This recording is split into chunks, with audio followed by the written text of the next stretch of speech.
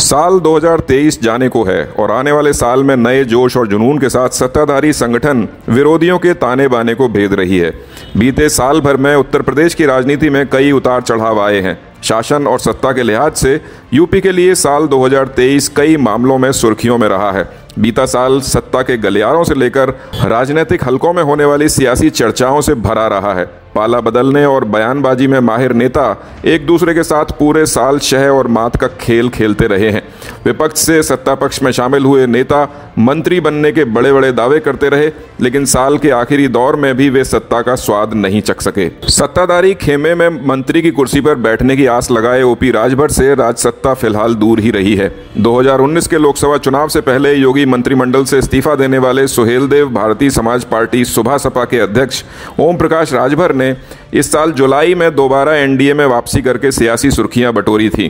पूरे साल राजभर योगी मंत्रिमंडल में शामिल होने का शुभ मुहूर्त बताते रहे, लेकिन उनके अरमान इस साल पूरे नहीं हो सके। सत्ताधारी भाजपा के लिए दारा सिंह चौहान जैसे नेता पिटे मोहरे साबित हुए। पूर्वांचल में नौनिया चौहान समाज को साधने के लिए भाजपा हाईकमान ने इस साल सपा विधायक दारा सिंह चौहान को बड़े गाजे बाजे के साथ पार्टी में शामिल कराया।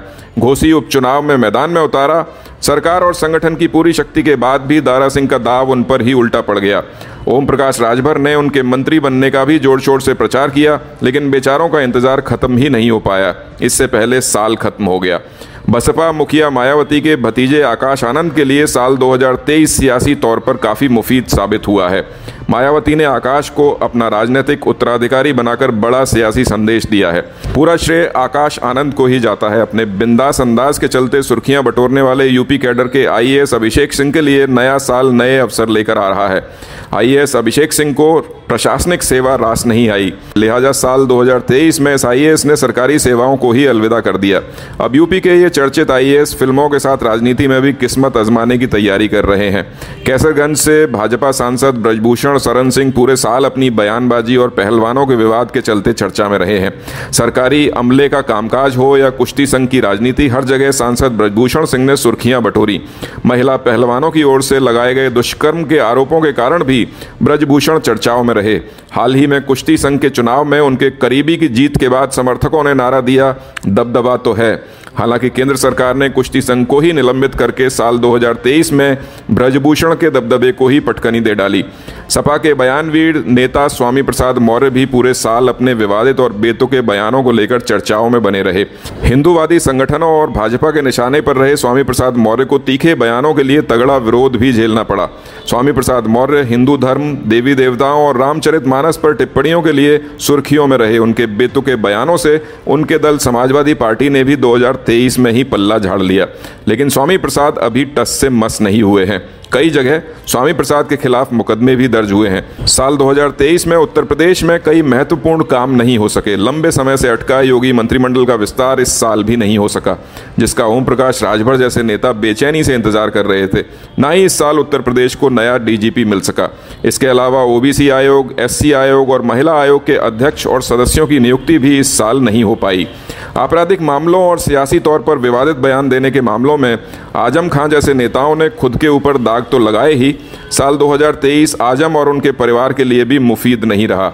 इसी साल आयु सीमा के मामले में आजम के बेटे अब्दुल्ला आजम की विधायकी चली गई। यही नहीं, इस मामले में अब्दुल्ला अब जेल में 2 साल की कैद भी काट रहे हैं। खुद आजम खां और उनकी पत्नी तंजीन फातिमा भी अभी जेल में ही हैं। आपराधिक मामले में सजा पाने वाले सोनभद्र की दुड्डी सीट से भाजपा विधायक राम दुलार गोंड की इस साल सदस्यता रद्द हुई है। आने वाला साल 2024 सियासी नजरिए से बेहद खास रहने वाला है। जनवरी फरवरी में विधान परिषद में स्नातक और शिक्षक क्षेत्र की 5 सीटों का चुनाव होना है। मार्च में राज्यसभा की 10 सीटों पर चुनाव की तैयारियां हैं। अप्रैल और मई में विधान परिषद की 13 सीटों पर चुनाव होना है। देश का सबसे बड़ा सियासी घटनाक्रम लोकसभा का चुनाव भी 2024 में ही होना है।